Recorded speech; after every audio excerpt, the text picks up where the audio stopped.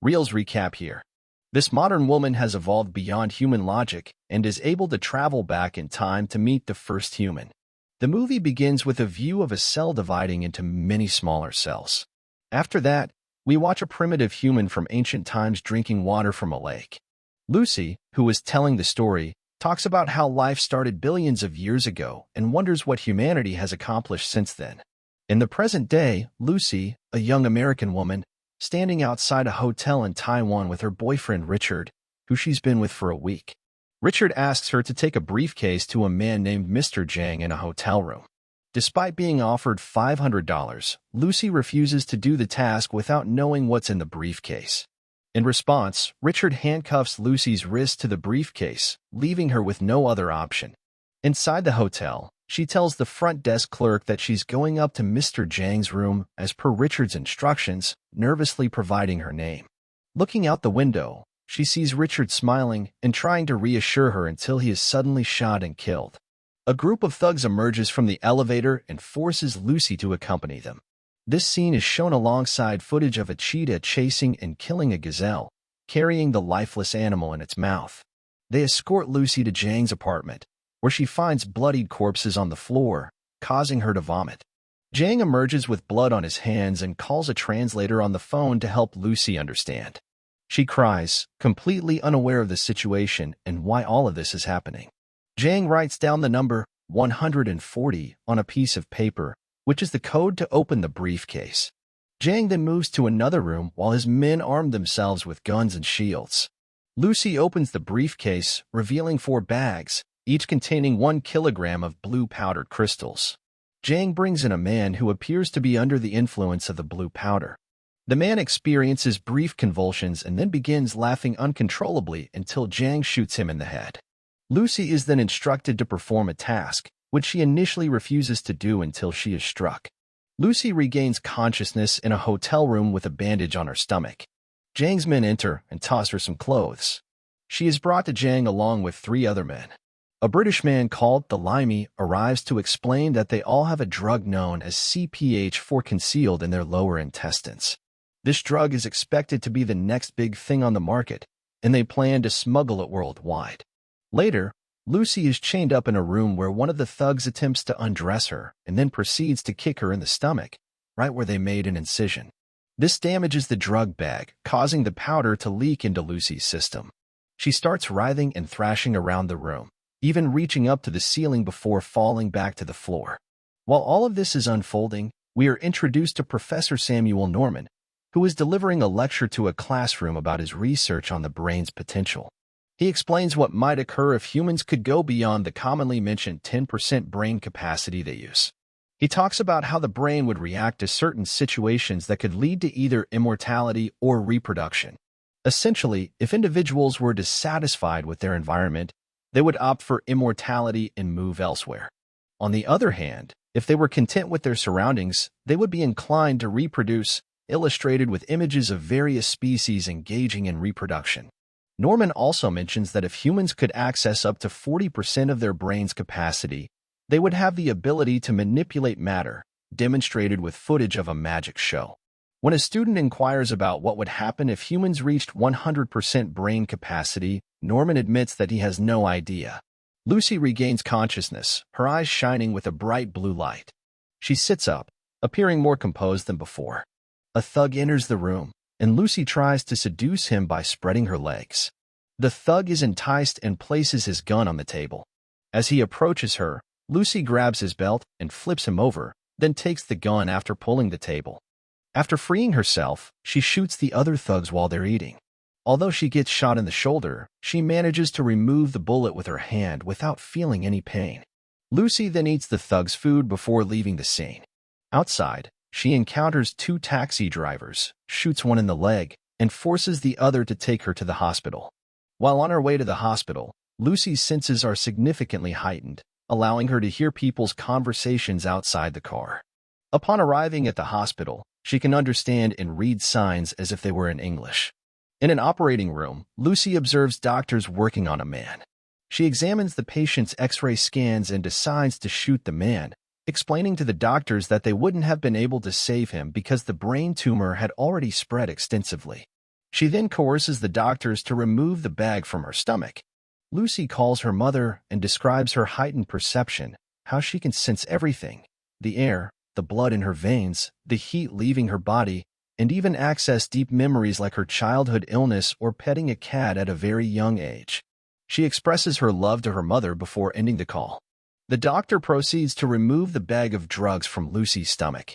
After Lucy reveals its CPH4, the doctor explains that this substance is produced by pregnant women about 6 weeks into their pregnancy as a source of nutrients for the fetus. He expresses his surprise that Lucy has survived with it in her body for so long.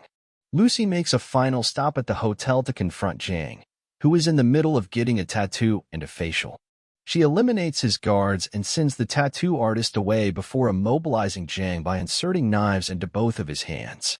Using her enhanced abilities, she delves into Jang's mind, obtaining information about the destinations of the other 3 drug mules based on images of their plane tickets.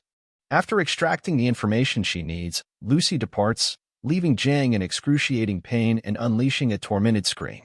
Lucy visits her friend Caroline's apartment to access her laptop. She rapidly comprehends all of Professor Norman's research within seconds and contacts him to share her findings. Professor Norman is astounded by her ability to absorb the information, and Lucy goes on to explain the extraordinary experiences she's having as she reaches up to 20% brain capacity. Her heightened abilities now allow her to manipulate electronic devices, enabling her to appear on the TV in Professor Norman's hotel room, control his phone, and even influence the radio. She arranges to meet with him in 12 hours. Before departing, she prints out a prescription for Caroline, warning her about the failing health of her liver and kidneys and advising her to make lifestyle changes for a full recovery. The story about Lucy shooting the patient has spread, so as she navigates the airport, she changes her hair color and style to avoid being recognized. She contacts a French police officer named Captain Pierre Del Rio to provide him with information about the other drug mules. After that, she boards the plane and continues her research on the brain, typing on her laptop very quickly. During the flight attendants ask her to turn off her laptop. Lucy asks for a glass of champagne and tells one of the flight attendants to wipe her nose without looking, and the attendant's nose bleeds afterward. Lucy receives her champagne, makes a toast to knowledge, and takes a sip. At this moment, the screen displays 40%. To her surprise, Lucy discovers a tooth in her glass, followed by her spitting up 3 more teeth. Her skin starts to disintegrate, which becomes visible to the passengers and flight attendants. Lucy rushes to the bathroom, where her fingers begin to disappear and her face starts to change. She retrieves the remaining CPH4 and snorts it, restoring herself to normal, but she then loses consciousness. Lucy regains consciousness in a hospital room, and Del Rio, along with a few other officers and doctors. When Lucy sits up suddenly, it startles a nurse. Meanwhile, one of Jang's henchmen named G arrives with more armed men to locate the other mules. They bring the mules into a room, where they cut the drugs out of them after killing them. Lucy exits the room and is confronted by armed policemen. With a gesture of her fingers, she puts them all to sleep, except for Del Rio. Together, they locate Jang's men. With her brain functioning at 60%, she manipulates their movements and prevents G from escaping with the briefcase full of drugs by creating an invisible barrier. She takes the drugs from G. As she prepares to leave, Lucy tells Del Rio to accompany her. He initially doubts his usefulness, but she walks over and kisses him, urging him to come, as a reminder. As they drive away from the scene, Jang and G follow them. Lucy and Del Rio locate Norman and his colleagues at a university. Lucy decides to share all her newfound knowledge with them. She explains everything she's learned, her brain power now surpassing that of an ordinary person. While Lucy shares her knowledge, Jang and his men sneak into the university and begin shooting.